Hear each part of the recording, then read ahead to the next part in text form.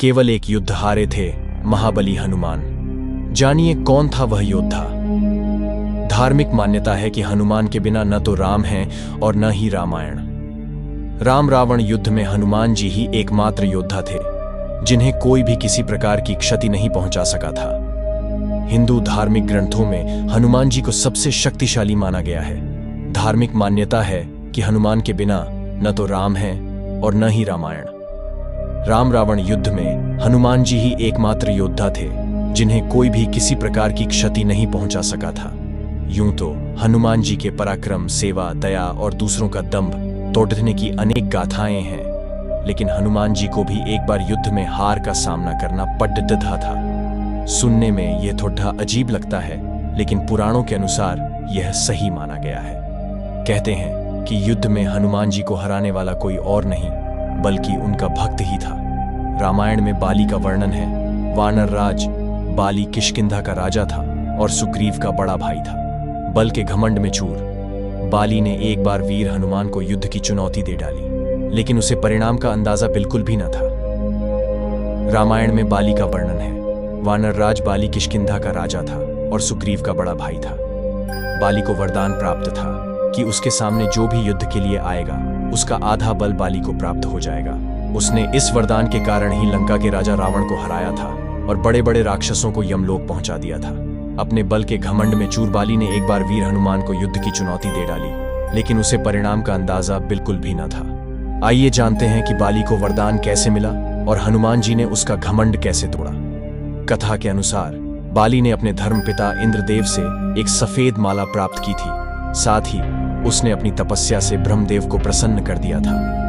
तब ब्रह्मदेव ने उसे वरदान दिया कि युद्ध के मैदान में जब भी कोई तुमसे लड़ने आएगा तो उसकी आधी शक्ति तुम्हें प्राप्त हो जाएगी। इस वरदान के कारण बाली युद्ध में अजेय हो गया था। उसे कोई हरा नहीं पाता था। दुश्मन की आधी शक्ति पाकर वह और भी शक्तिशाली हो जाता था। एक बार बाली अपने बल के घमंड में चूर होकर जंगल में जाकर पेड़ पौधों को उखाड़ने लगा और जोर जोर से चिल्लाने लगा।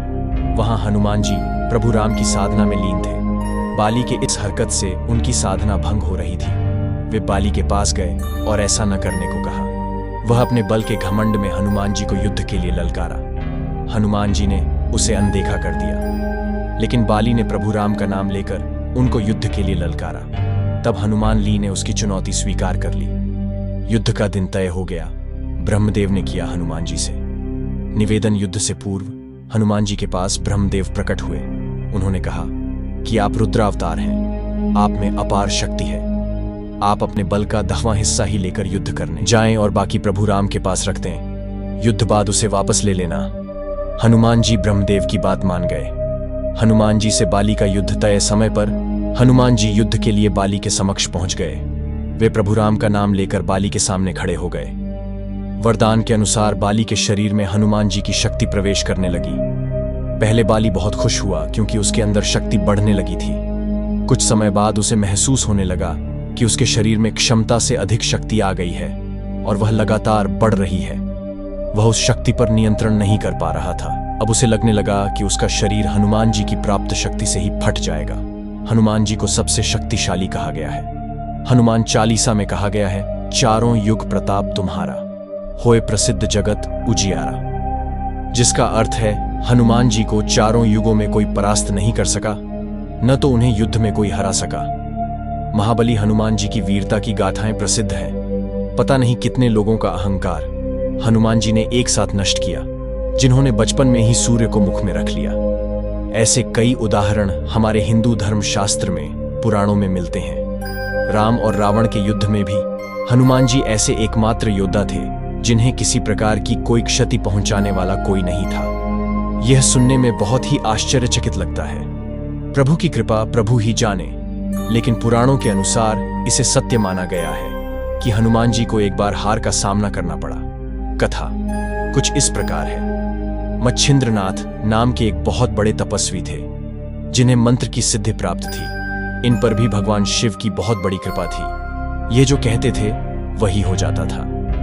एक बार मच्छिंद्रनाथ रामेश्वरम में आए और भगवान राम द्वारा निर्मित राम सेतु को देखकर बहुत ही भाव विभोर हो गए।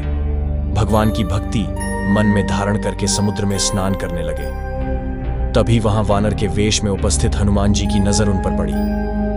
हनुमान जी जानते थे कि मच्छिंद्रनाथ बहुत बड़े तपस्वी हैं। फिर भी हनुमान जी के मन में मच्छिंद्रनाथ की परीक्षा लेने का विचार आया। परीक्षा लेने के लिए हनुमान जी ने अपनी लीला आरंभ की और जोर से बरसात होने लगी। ऐसे में वानर रूप धरे हनुमान जी बरसात से बचने के लिए पहाड़ पर एक गुफा बनाने का झूठा नाटक करने लगे। वह जानते थे कि ऐसा करने से मच्छिंद्रनाथ का ध्यान टूटे और उनकी नजर हनुमान जी पर पड़े।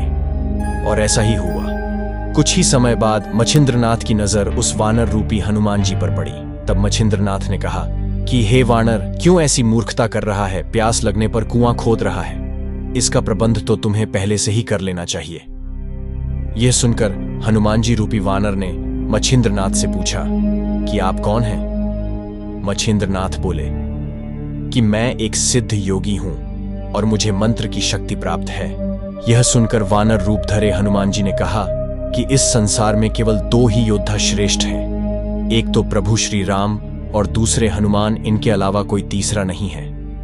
कुछ दिन मैंने प्रभु श्री राम की सेवा की, जिससे प्रभु ने प्रसन्न होकर अपनी शक्ति का कुछ हिस्सा मुझे भी दे दिया है। यदि आपके पास इतनी शक्ति है और आप पहुंचे हुए सिद्ध योगी हैं, तो आप मुझे युद्ध में हरा कर दिखाएं। फिर हनुमान जी और मच्छिंद्रनाथ में युद्ध शुरू हो गया।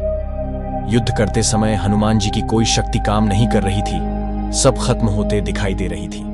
हनुमान जी को बड़ा आश्चर्य हुआ कि यह कैसे हो रहा है। आज तक मुझे कोई भी परास्त नहीं कर सका, और एक योगी जिससे लगता है कि आज मैं परास्त हो जाऊंगा।